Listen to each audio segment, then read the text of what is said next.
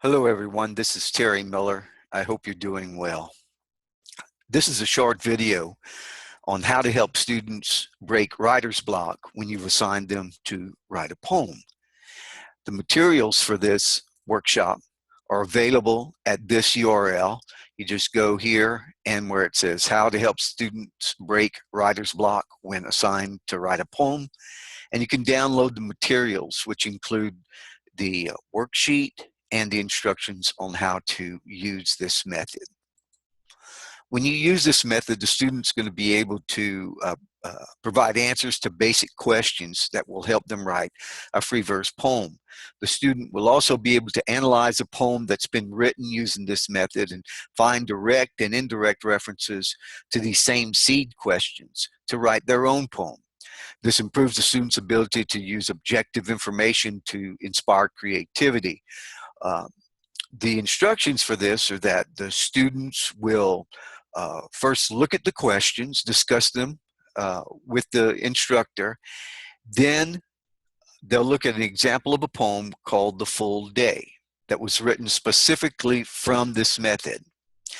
And then students will be engaged to write their own poem. This either can be done in one class setting or all of the instruction can be done in the class.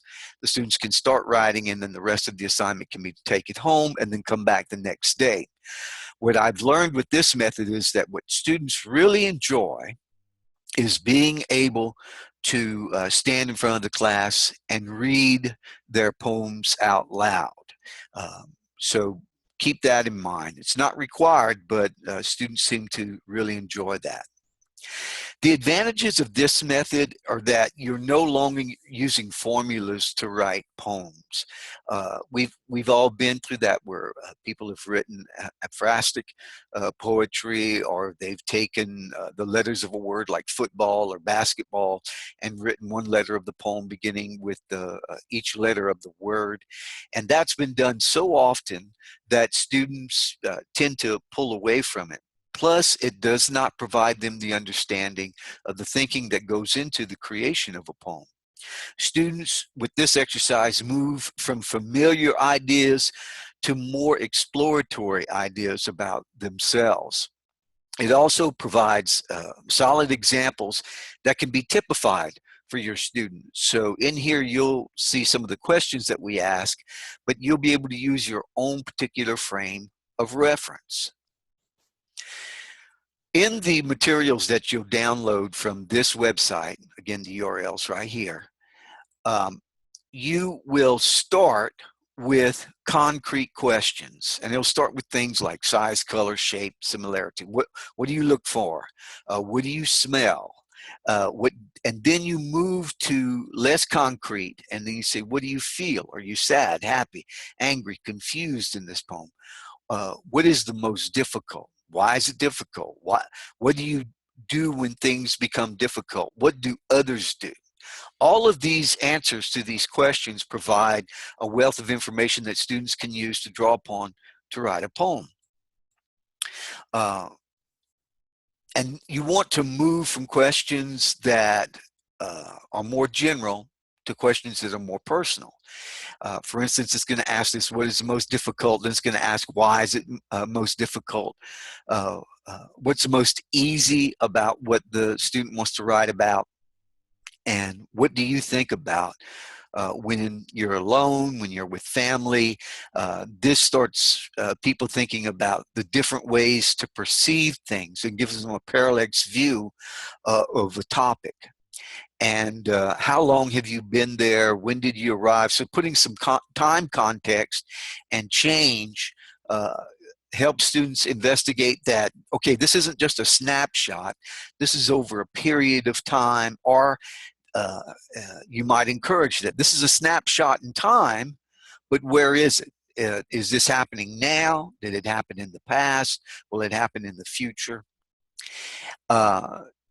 And then change, because in a poem, if you can have a poem that's just an image, but you can also have a poem that starts off and sort of like a story provides a change or a surprise at the end of the poem.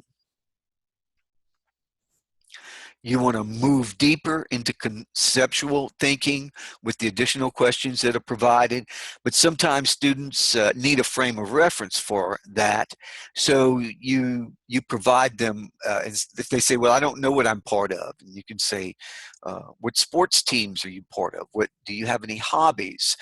Do you have any games that you like to play? Those types of things, and it moves them toward that. And now we move into more conceptual thinking and trying to move them from just the idea of thinking of concrete items to more conceptual things about like inventing new things or methods or processes.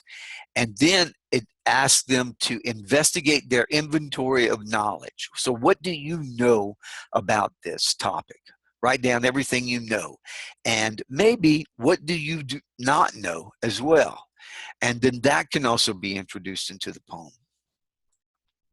And now we move into a student addressing feelings about love and fear and thinking about what those concepts actually mean. Once students can start identifying what they love and fear, they can start telling you why they love or fear those things. And now we open the box to imagination. What do you dream? What's the craziest dream you've ever had? Allow students to investigate that, allow them to comment from that. This takes anywhere from 15 minutes to 20 minutes to do, but if students are engaged, you might want to allow more time for that and then assign the writing of the poem to the as a homework assignment instead of just a class assignment. And you want to test for understanding. So in the materials that you can download from the website I gave you, you can test for understanding by using this poem and then asking the students to find where those questions are being addressed in this poem. Now, it just so happens that in this example poem, we address one question right after the other, so students can, it's easy for them to follow along and provide those examples. But it's not necessary when they write their own poems to put it in the same order that the questions are on the handouts they'll receive. So you want to stress that with them, that you don't have to have the same order. If you're comfortable using that order, go ahead and do it. Then in the download that you'll get, the free download that you get, there is a template for a little worksheet that students can use. Either you can use this worksheet, or you can provide just the questions and ask the students to answer the questions on their own.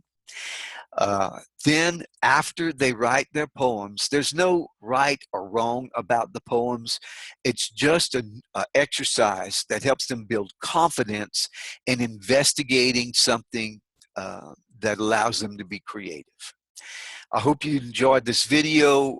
I will show you the link to the website again.